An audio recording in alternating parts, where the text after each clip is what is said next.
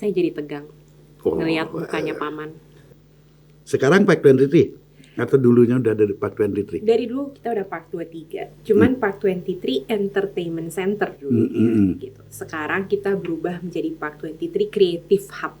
Oh, Creative Hub. Gitu. Jadi kita ganti baju. Ganti baju aja ya. Apa pertimbangan awal pertama untuk membuka bisnis ini di Bali? Latar belakangnya memang kita ini adalah perusahaan developer. Salah satu produk unggulan yang mudah-mudahan juga bisa menjadi kebanggaannya Bali itu adalah Beach Walk. Kalau Beach Walk itu dia menangkap lebih komersil, mulai dari makan, kemudian another commercial brand. Cuman yang memang sekarang menarik ini kan yang diulik adalah Park 23, kenapa sih mau berubah ganti baju? Karena pandemi atau? Karena pandemi. Karena pandemi. Jadi buat saya justru pandemi ini membawa suatu perubahan yang positif sebenarnya. Karena justru pandemi ini merubah mindset orang-orang. Dari tadinya individualistis banget dan keakuannya begitu besar, miminya begitu besar, sekarang kita menjadi kolaborasi. Ya. Ini yang justru mencetuskan ide untuk merubah bajunya Park 23. Salah satu sumber daya terbesar di Indonesia tuh apa? Manusianya. Betul, banyaknya manusia. Banget. Dan terutama di Bali ini syarat dengan komunal. Tadi juga di luar udah ngobrol-ngobrol sama Bang Erik juga dan dengan pakar-pakar yang lain bahwa Bali itu gede dengan community-nya.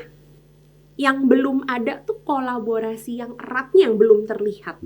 Tapi di Jakarta pun sekarang saya lihat dari segi retail terutama udah nggak ada lagi tuh individualistis lu gue nggak. Kita sekarang harus bareng-bareng kita collaborate. Kamu punya satu, saya punya satu, together kita 2 jumlahnya. Kalau masih 1 dan 1 ya nggak kuat lawan pandemi ini. Jadi it's a good time untuk shifting dan adaptasi. Ini yang mencetuskan ide kita, oke, kita Park 23 harus berubah baju. Berarti faktor pandemi mempunyai peran yang cukup signifikan untuk merubah mindset dari bisnis itu ya? Betul, betul. And I see it from a positive point of view gitu. Ya. Saya nggak melihat ini sebagai suatu udah terjadi toh pandeminya gitu. Mau kita nangis, mau kita apa, it happen. Ya, jadi udah terjadi ya, udah ya. Gone well lagi pandeminya lama. Oh ya, lama lagi, awet. Artinya kalau kita pinjem istilah orang bijak, setiap sesuatu itu yang dianggap ciptaan Tuhan pasti ada makna positif di balik itu. Betul. Malah kita menyadari gini, ini teman-teman yang di unit yang sebenarnya cari uang untuk kita di HO, ya. Dan bagusnya adalah di perusahaan kita kekeluarganya besar ya. Jadi masing-masing dari kita tuh bahkan our salary di-cut aja. Yang harus pulih duluan adalah yang di unit, yang di front line. Yang front line. Ya karena mereka lebih membutuhkan. Berapa persen pengurangannya? Very very significant. Significant. Very very significant. More than 60, 90? More than 60. More than 60. Tapi kembali justru karena pengurangannya ini signifikan, kita melihat bahwa this is the right moment untuk berubah identitas. Karena ketika occupancy-nya masih tinggi, untuk kita berubah identitas tuh sulit. Justru mumpung ada sedikit break dan pause di kehidupan kita yang begitu hektik dan kemudian occupancy kita drop, inilah momen-momen kita berubah identitas. Jadi makanya namanya jadi Park 23 Creative Hub. Park 23 Creative Hub. Betul. Dari aspek yang dibahas tadi, mengundang yang lain untuk berkolaborasi, katakanlah begitu. Apakah itu hanya di tataran atau pangsa-pangsa tertentu? Pengusaha sajakah? Atau melibatkan mungkin sistem di pemerintahan yang menangani ini?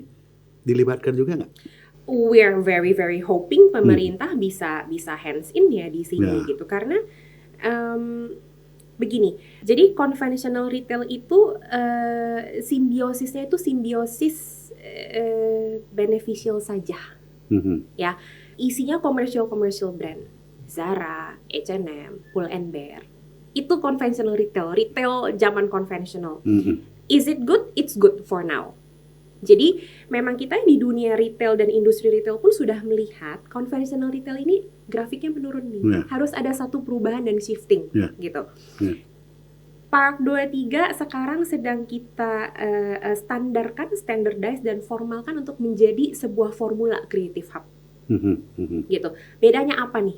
Kalau Paman pergi ke Beach Walk itu Apa tujuannya? Beli coklat. Beli ya, Mm-mm. beli. Oke, that's the keyword, beli Ya. gitu. Creative Hub itu beda. Creative Hub itu mengutamakan human interaction. Oh, Human interaction. Kenapa? Conventional retail itu sudah mulai menurun karena kebutuhan shopping itu sekarang diakomodir oleh online shopping. ya, ini Ya. salah satu tantangan. Tuh. Wih, ketawa nih jago online Hmm. shopping juga nih Pak Man. Jadi itu menjadi challenge buat kita. Ya. Jadi kalau saya notice, saya sendiri ngaca, kalau saya sekarang mau pergi ke suatu Mall. tempat, tujuannya apa? Ya. Udah bukan buat belanja, Mm-mm. tapi to interact.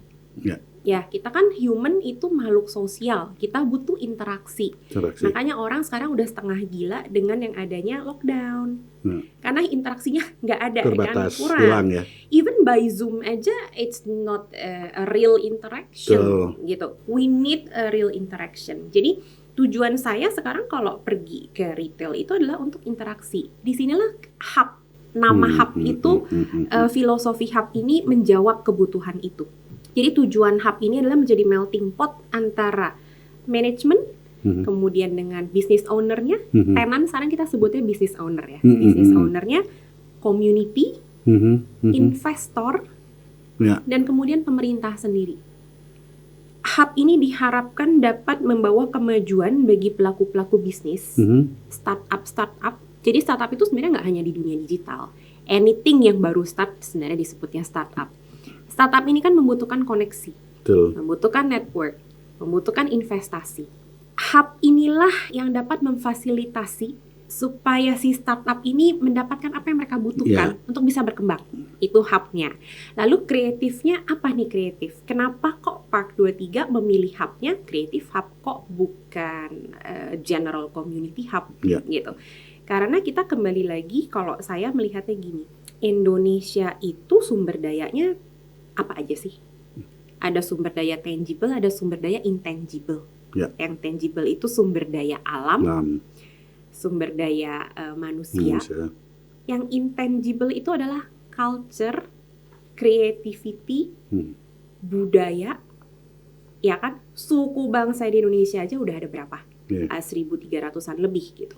Etnisnya udah ada 300. Kreativitas itulah yang menjadi tools untuk merealisasikan budaya dan culture, menerjemahkan lah ibaratnya.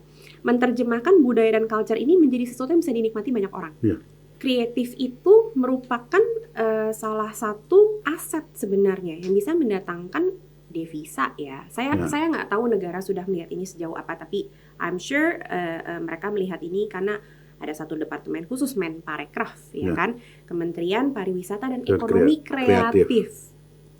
Jadi saya rasa mungkin dari segi pemerintah pun mereka sudah menyadari bahwa creativity ini menjadi salah satu devisa sebenarnya untuk negara.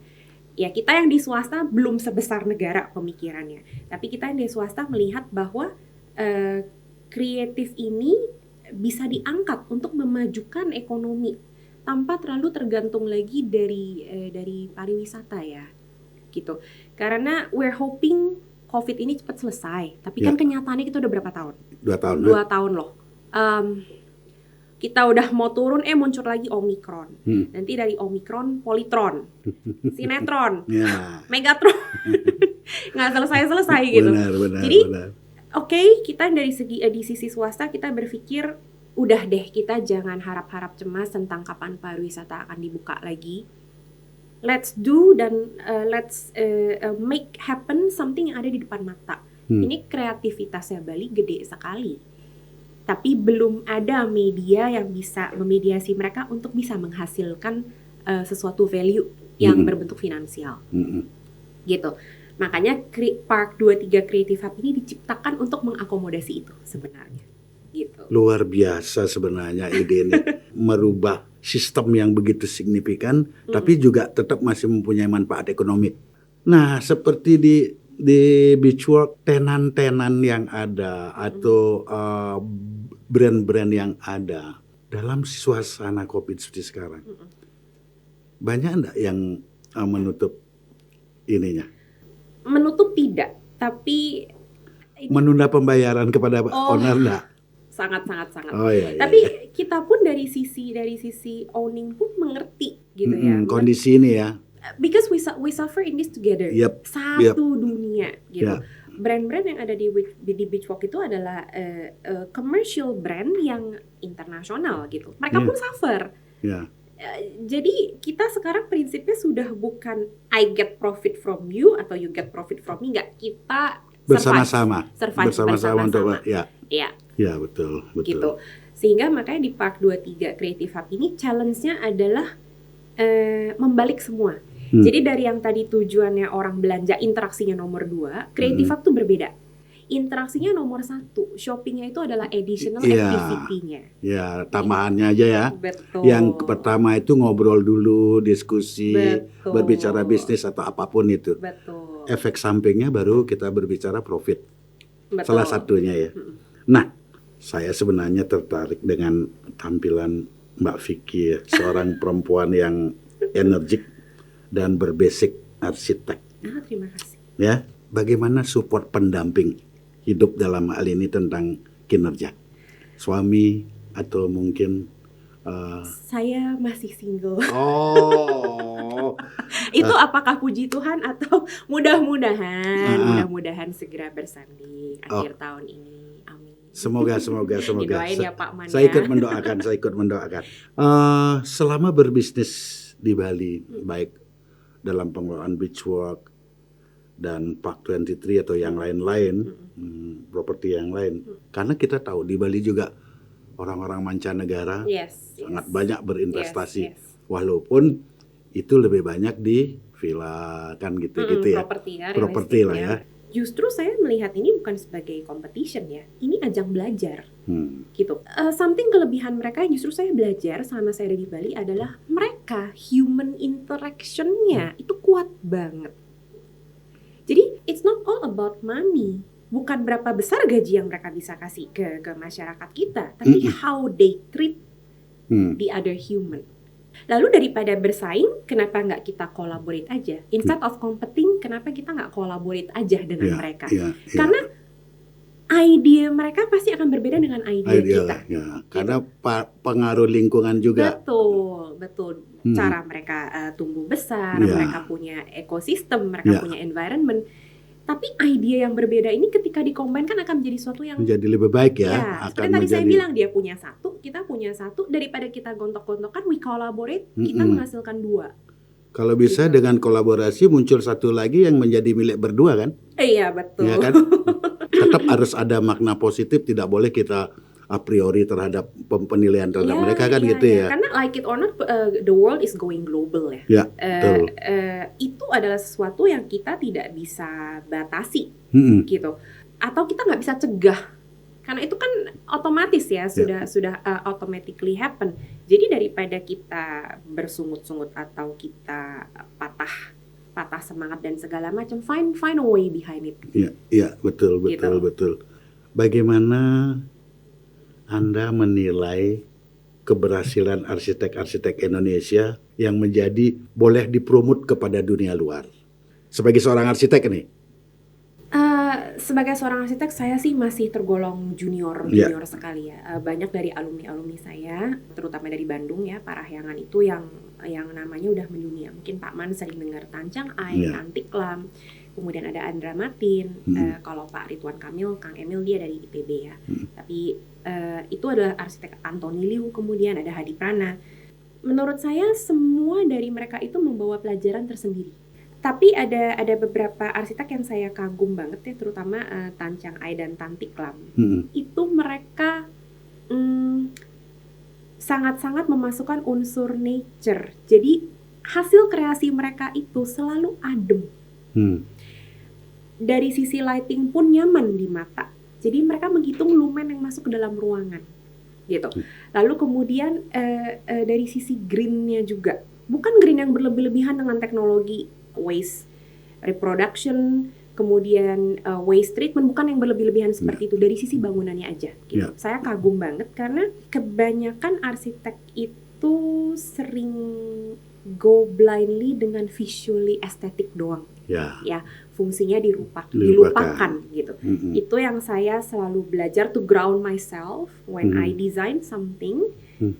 Visually aesthetic, yes. tapi functionnya, kenyamanannya, lalu karakternya Pak Man gimana saya masukkan ke dalam sini, tapi juga tanpa mengesampingkan nature. Jadi kalau karya yang dapat menangkap value, lalu mentranslate value itu menjadi sebuah objek yang real, itu baru kita bisa bilang masterpiece. Karena objek itu kan akan hilang dengan adanya waktu dan usia. Ya. Tetapi value, it will never fade away. Itu yang orang-orang akan selalu ingatkan. Bangunan ini dulu rasanya seperti ini, sejarahnya seperti ini. Until now we can still see the trace of history. Until now we can still see the trace of culture. Ya. Itu yang menurut saya adalah sebuah hasil karya besar. masterpiece. Exactly, betul. Nah, ini berbicara Bali lagi, berkaitan dengan arsitek.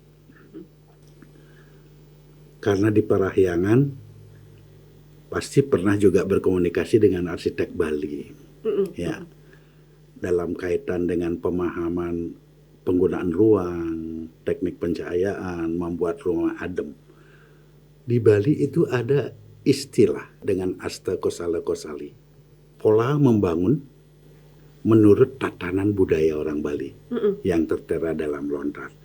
Mbak Vicky pernah nggak mencoba mengkolaborasi antara arsitek kebanggaan yang disebutkan tadi, Tancing Aya, dengan budaya lokal atau kearifan lokal? Karena saya pernah dengar ada seorang arsitek Indonesia yang luar biasa. Mungkin pernah dengar Atelier Seven ya, ya kan?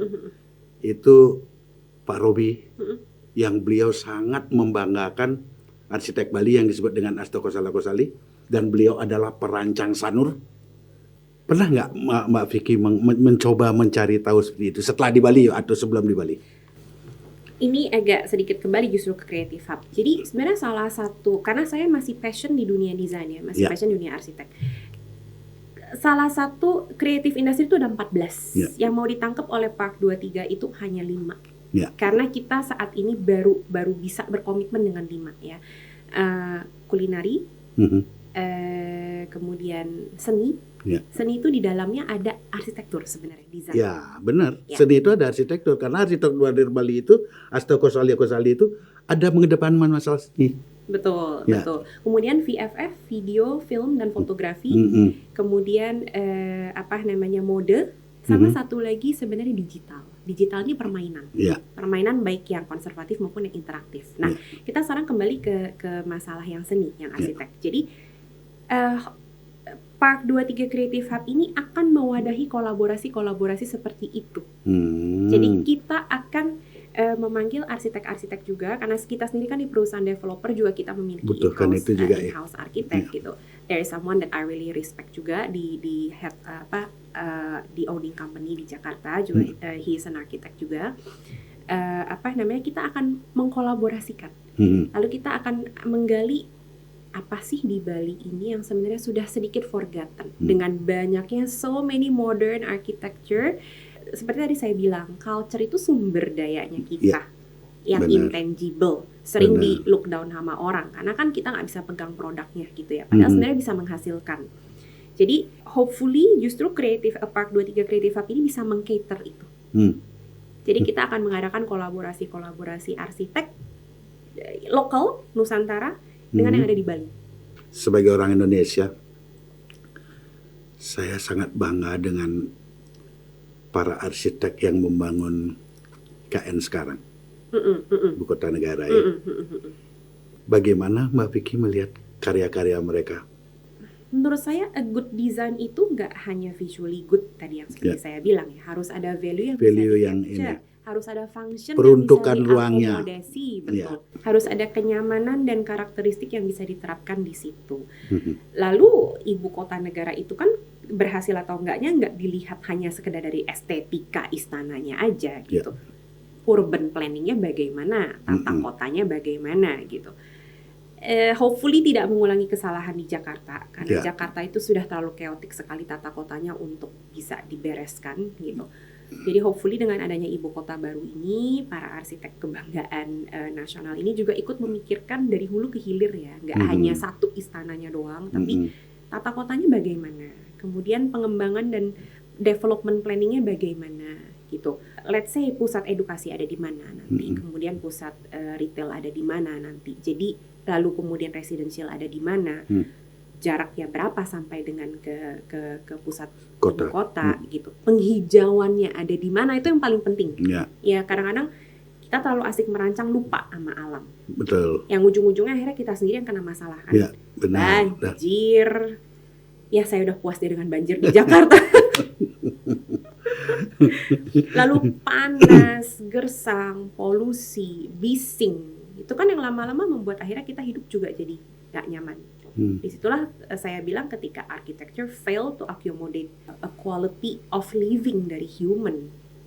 Gitu. Berapa tahun sudah Mbak Vicky dulu di sini? Di Bali. Di Bali.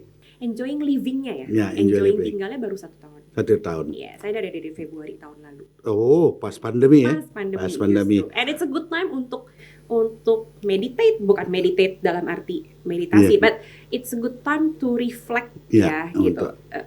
Mengevaluasi diri juga. Apa karya arsitek di Bali yang Mbak Vicky udah lihat selama setahun ini yang bagus, yang memberikan kesan? Entah itu tempat sembahyang, public space atau apa? Saya suka dengan Taman Ujung di Karangasem. Itu emotional capture-nya ketika saya ke sana. There's just something yang menurut saya sacred-nya aja dapat. Gitu ya. Dari sacred-nya dapat, history-nya dapat. Kemudian I can see traces of history. Jadi saya suka sebenarnya pergi ke old town gitu. Every time I go traveling saya selalu pergi ke old town. Kenapa? Dari situ saya bisa tahu, oh this is their culture gitu. Oh ini value-nya mereka dulu hidupnya seperti ini gitu. Karena dunia modern kan udah blur banget ya. Kita pergi ke Jakarta sama kita pergi ke Singapura, kalau kita nggak berasa naik pesawatnya, it feels the same. Yaitu dunia modern ya. Jadi ketika saya pergi ke Taman Ujung itu saya baru, oh raja-raja zaman dahulu ternyata kalau pacaran itu dia mesti naik dulu ke atas hanya untuk pacaran. Makan dia mesti turun lagi ke bawah. But it's a good thing karena they're moving around. They're moving around and dan mereka mungkin juga mau membuat kurus raja-raja dulu. Habis makan jalan-jalan dia lagi. Betul. Saya aja ngos-ngosan naik ke itu yang foto spotnya itu. Lalu naik ke taman yang di atas ngos-ngosan lagi. Karena Taman Ujung kan natural betul dari dulu. Kalau GWK kan kelihatan produk baru ya. Betul. Ya walaupun itu juga karya Bali lahir di Bandung. Kan karya orang Bali yang besarnya di Bandung, yang berkreasi di Bandung. Betul. Pak Nuarte kan? Ya itu menjadi kebanggaan. Oke, it's okay karena itu akan mendunia juga karena betul. Kita turun pesawat pasti lihat ke kanan pasti lihat itu kalau dari barat ya. Jadi ketika saya pergi ke Bali justru ada something yang very different yang membuat saya betah sebenarnya di sini gitu. Yaitu salah satunya apa itu? Very different. Social stigma. Ya, social stigma. Aslinya I'm an introvert. Jadi saya itu kalau di Jakarta I'm very sangat sedikit sekali interaksi sosialnya. Saya hanya batasi itu di dunia pekerjaan dan bisnis gitu. Kemudian after that saya going straight back home tanpa ada interaksi sosial. One of the reason adalah karena saya tidak menyalahkan orang Jakarta, ini terbentuk karena environment dan ekosistemnya. Ada satu sisi judgmental. Very judging orang Jakarta, tapi mereka memang terbentuk karakter seperti itu karena persaingannya juga udah tinggi banget dan mereka terbentuk karakter judging ya terhadap satu sama lain gitu. Itu yang membuat saya feel Bali is really different. Better than Jakarta, much better than Jakarta, isn't it? Beda banget. Di sini people are less judgmental and they can embrace us as the way we are gitu.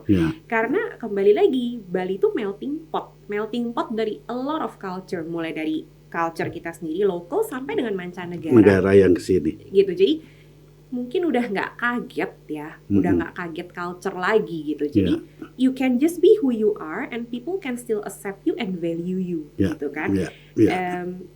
Bang Erik rambutnya iklan Sunsilk yang panjang sekali, di sini diapresiasi. Gitu. Mungkin kalau di Jakarta, Ini lepas dari mana ini Bang Erik? Ya itu. Sorry ya Bang. Nah itu memang mungkin ciri khas seorang sutradara atau seniman memang seperti itu. I still like you the way you are Bang. Gitu.